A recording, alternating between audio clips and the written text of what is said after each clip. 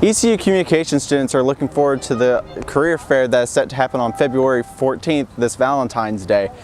Students are encouraged to talk to these news stations that are from around Eastern North Carolina, as they could possibly spawn into eventual interview opportunities and job offers. Multiple news stations like WNCT, WECT from Wilmington, and WCTI are all expected to make an appearance, along with other news organizations and media outlets. Students are also looking forward to talking to a career panel of professionals in the industry and learning more about what their careers have to offer. SupDogs is expected to do an expansion starting this February and expected to open at the end of the summer. Many students are looking forward to this change, as it's going to add more space to the already popular hot dog joint here off of Cotanch and Reed Circle and 5th Street. SupDogs is expecting to see an increase in business and also an increase in popularity. And with students expected to graduate on May 4th and expecting to walk under this cupola, having a celebration the day before, not such a bad idea. Over this past semester, a student at University of Hartford was abused and discriminated against by her roommate. This has raised concerns about such problems at other universities. ECU Police's Lieutenant Chris Sutton says that this is not a problem. Yeah, I feel like we have done a pretty good job on our campus of establishing civil discourse. That starts with the Division of Student Affairs, which housing is a part of. ECU Campus Housing Director Aaron Lucier agrees. In terms of directly sort of being, directly related to race, I think it's, relatively something rare for us. The residential advisors are in the first line of defense, and they are readily able to handle some roommate conflicts. They are given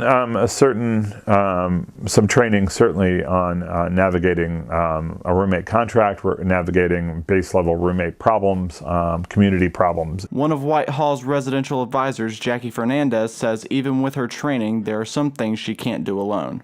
Or just someone just doesn't feel safe, like maybe they have friends that they don't feel comfortable in the room with and things like that. Like things that I personally know that I can't handle or don't have the training for will go up to my higher ups. In situations that could cause unease with roommates, conversations are encouraged. The civil discourse that I feel has been something that has promoted dialogue on campus, even if the dialogue sometimes is contrasting in differences of opinion. And the residential advisors are there to help them with those conversations. I kind of play the big sister role. They come to me whenever they're homesick or having some issues, like boyfriend issues or girlfriend issues, things like that, like their friends aren't getting along with them. Lucier says there are some situations where compromise may not be an option.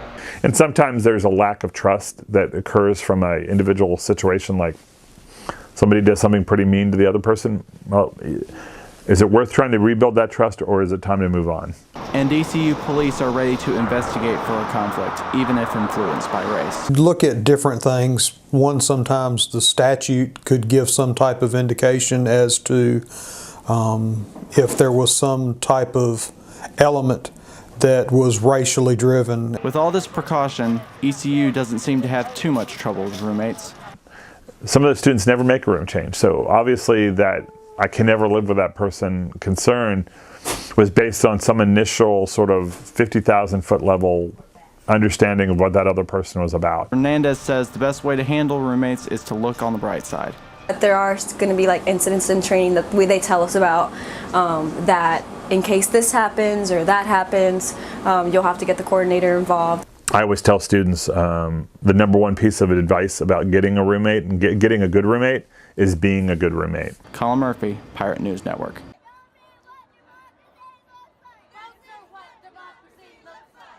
It's been over a month since the school shooting in Parkland, Florida, and the conversation hasn't stopped, as students and adults alike have shown up for protests in the form of the school walkouts on March 14th and the March for Our Lives on March 25th. Background checks absolutely cut out the bump stops, cut out the assault rifles. There's no reason for assault rifles. You shouldn't be in fear to have to go anywhere, to go to learn, to go to the movies. You shouldn't have to fear it. Students at ECU are even participating in the conversation, as some students walked out, gathering around ECU's cupola for the 17-minute duration. Political science professor Peter Francia says that this isn't shocking at all, and that this is what students feel will work. the normal channels that we go through of, writing your congressman, voting people in or out of office, right? Asking our legislators to do something about it. 20 years later, where are we? And the young population shouldn't be doubted, as this has happened before. The college-aged population, if we're talking about Vietnam. But yet there were plenty of very young people involved in that.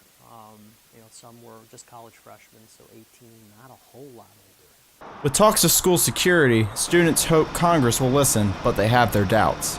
I think it should listen, but I don't know if it will. Maybe we need a little bit more people, but I'm not sure. I feel like it will get to a point where they will start taking action. But from Colorado to Florida, we could see students being more politically active in the future. It's reasonable to speculate that we could see a more engaged and politically active generation of young people, come election time. But we'll have to see. Colin Murphy, Pirate News Network.